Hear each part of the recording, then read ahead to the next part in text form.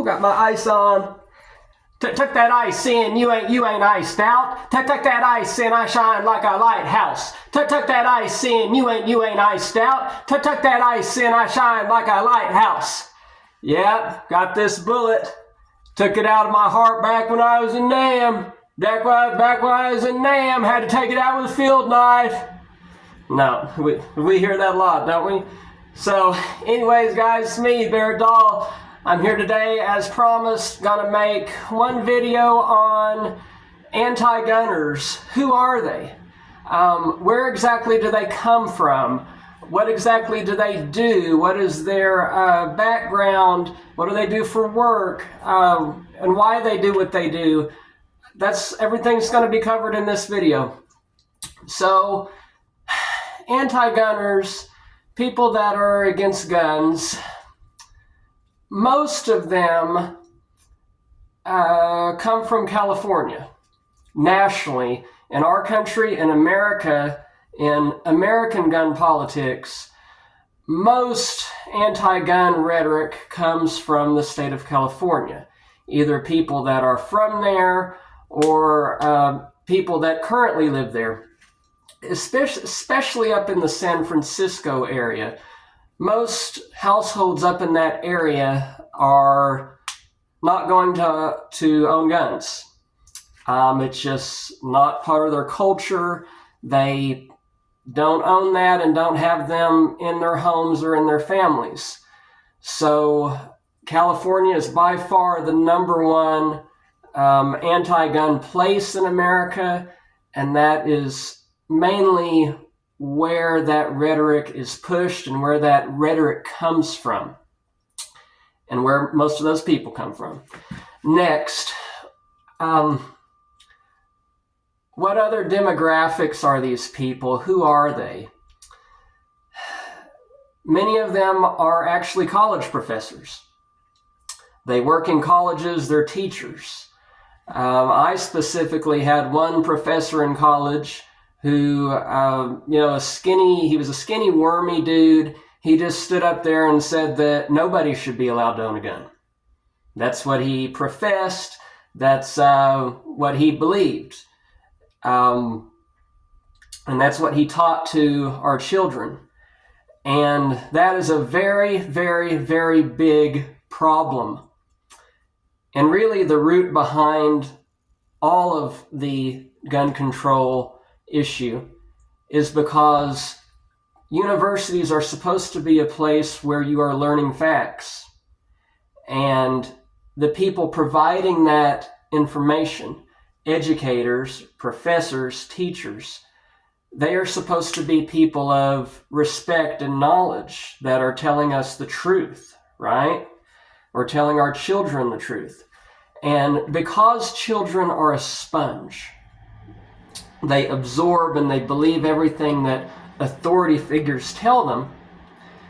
If you have some authority figure that's standing up there telling them that guns are bad and that guns are the problem, then they're going to believe that. And they're going to be pushing that.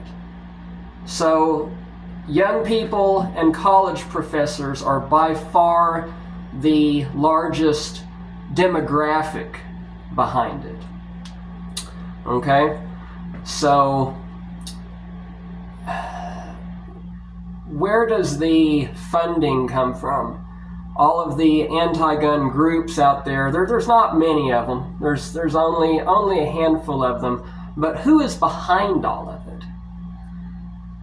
That person is Michael Bloomberg. If you research every anti-gun group, he is behind every single one of them. He's the main funding source for all of them.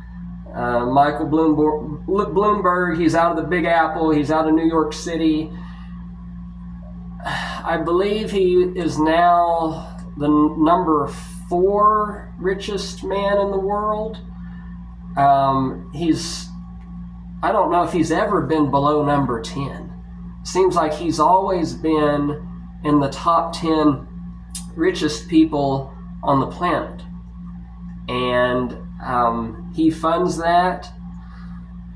He does it to give himself more power. and to give the rest of us citizens less power. Okay? So just like all anti-gunners, especially the ones out west in California, they view guns as an organism, something with a cell, something with life that acts on its own behalf, that grows its own arms and pulls the trigger and kills on its own behalf. They do not acknowledge that a human being is operating the gun. They blame it on a lifeless tool.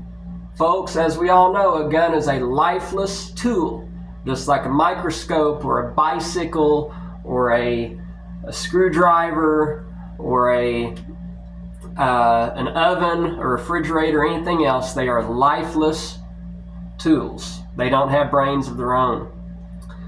So, other problems with this issue,